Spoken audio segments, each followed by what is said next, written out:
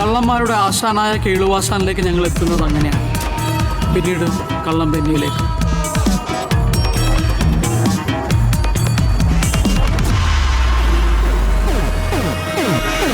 കളവിൻ്റെയും കള്ളന്മാരുടെയും ഇരുണ്ട ലോകത്തേക്ക് നിന്നെ തേടി ഞാൻ ഇറങ്ങി തിരിച്ചു.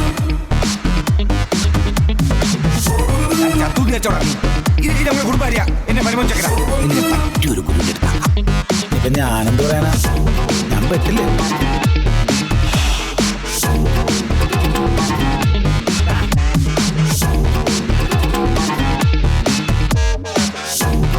എന്തുകൊണ്ടാ പേര്?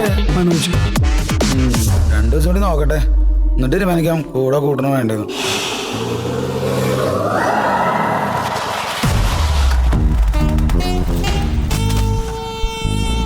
ബെന്നിയേട്ടൻ്റെ കൂടെ പിടിച്ചു നിൽക്കാൻ ഞങ്ങൾ പല തന്ത്രങ്ങളും പറ്റും.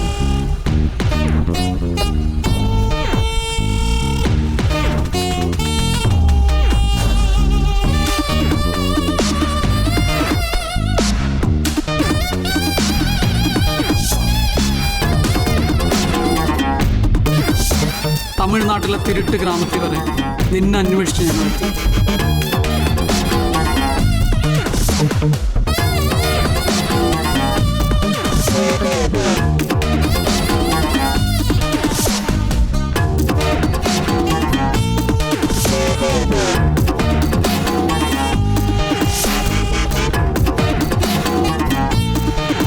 കഴിഞ്ഞ ദിവസം ഒരു ഈവനിംഗ് പത്രത്തിൽ വന്ന ന്യൂസാ.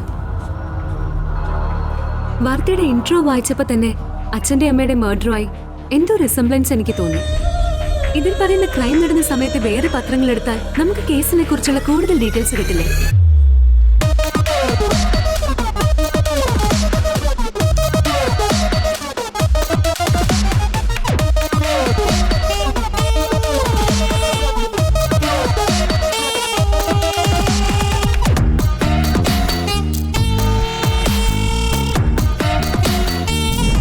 ഒരു ഡിവൈഎസ്പി രാമദേവൻ സാറാണ് കേസ് അന്വേഷിച്ചത്.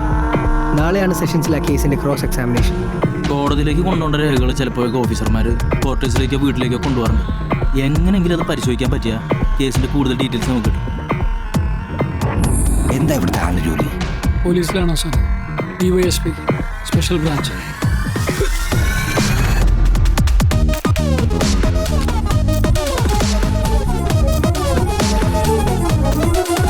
കോടതിയിലെ തൊണ്ടിമുറിയിലേക്ക് എത്തിയത് മോഷണത്തിനായിരുന്നില്ല. എൻ്റെ അച്ഛനെ നീ അടിച്ചു വീഴ്ത്തിയ ആ മെറ്റൽ ടോർച്ച് അന്വേഷിച്ചായിരുന്നു.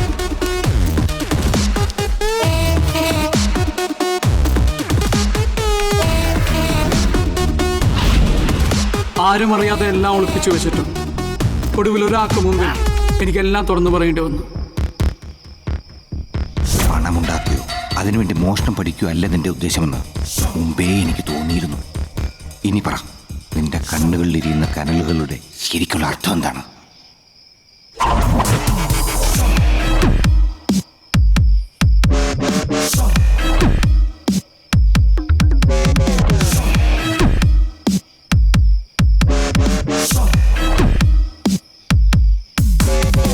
ഇതുപോലൊരു നീചകൃത്യം ചെയ്യണമെങ്കിൽ അതവൻ തന്നെയാ. മുറിച്ചവൻ കാർലോസ്. എന്ത് ജയം മടിയില്ലാത്തവൻ.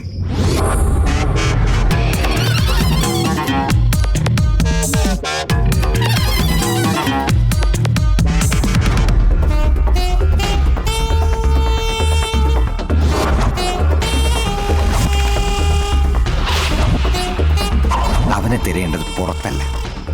ഏതോ ഒരു കേസിൽ ശിക്ഷിക്കപ്പെട്ട് ജയിലിലാണ് അവൻ. എങ്ങനെയും നീ അതിനുള്ളിൽ എത്തിപ്പെടണം.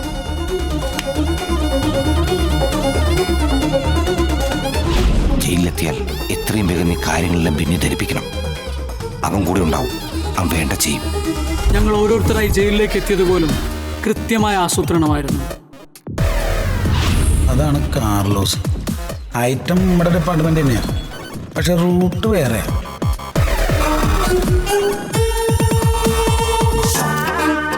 ഞാനൊരു കള്ളനാ, ഇനി അങ്ങനെയൊക്കെ തന്നെ ആയിരിക്കും. ഒരു ചേട്ടനായിട്ട് ഞാൻ എന്നും നിന്റെ കൂടെ ഉണ്ട്. പുതിയ 2 ജോയിനിങ് ഉണ്ടല്ലോ കാർലോസ് ചേട്ടാ. 2 പയ്യൻസാ.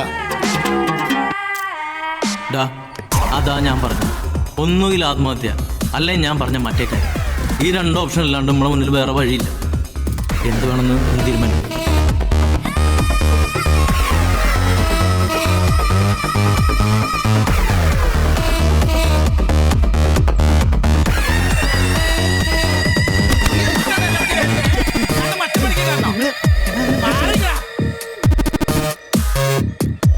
ഈ കളവ് നമ്മൾ ഒരുമിച്ച് ചെയ്യുന്നു. പിന്നെ കിട്ടുന്നത് എത്രയായാലും 3 ഷെയറായിട്ടേ വിധിക്കും. 3 ഷെയർ. അത് മതി, അത് മതി, മതി. ആ. ജയിലിൽ നടന്ന ഓരോ സംഭവങ്ങളും ബെന്നിയേട്ടന്റെ സഹായത്തോടെ നിന്നെ കുറുക്കാൻ ഞങ്ങൾ ഒരു 8ന്റെ കെണിയായിരുന്നു കാർലോസ്. കൊടുക്കൂടാണ് നമ്മളവനൊരു മുട്ടൻ ടാഡാസ്റ്റ് പണി. പക്ഷെ ഇവിടെ വെച്ച് പറ്റില്ല. ഇവിടുത്തെ ഓരോ അനക്കങ്ങളും എപ്പോഴും 10-100 ക്യാമറയുടെ നിരീക്ഷണത്തിലാണ്. പുറത്തെത്തിച്ച് പൂട്ടണം അവനെ.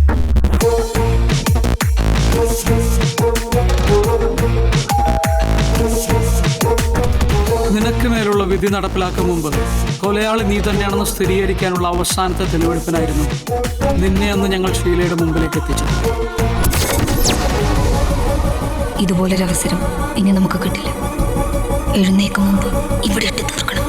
അതിനെന്ത് ശിക്ഷ അനുഭവിക്കേണ്ടി വന്നാലും കൂടെ ഉണ്ടാവും ഞങ്ങൾ. ഈ ഒരൊറ്റ പകലോട് ക്ഷമിക്കുക. ഇവിടെ വെച്ചല്ല, എൻ്റെ അച്ഛനും അമ്മയും മരിച്ച അതേ സ്പോട്ടിൽ കിട്ടണം എനിക്ക് വേണം. അവരെ മരിച്ചാണ്ട് തകഞ്ഞെന്ന് അതേ മണ്ണിലിട്ട് ഇവൻ്റെ പ്രാണം കൊണ്ട് വേണം എനിക്ക് അവരെ സാത്തം കൂട്ടാൻ.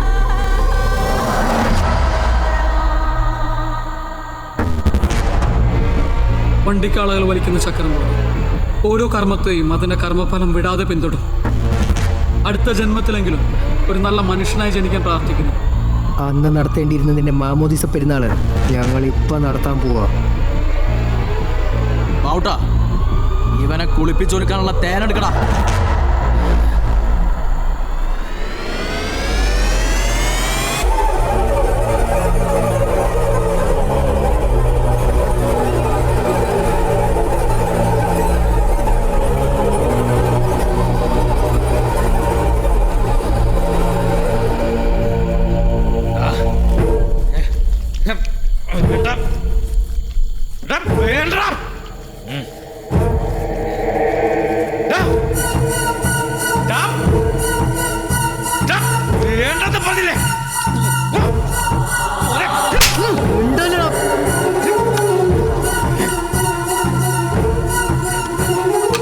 മധുരം തീർന്നിട്ടില്ല കാർലോസ്.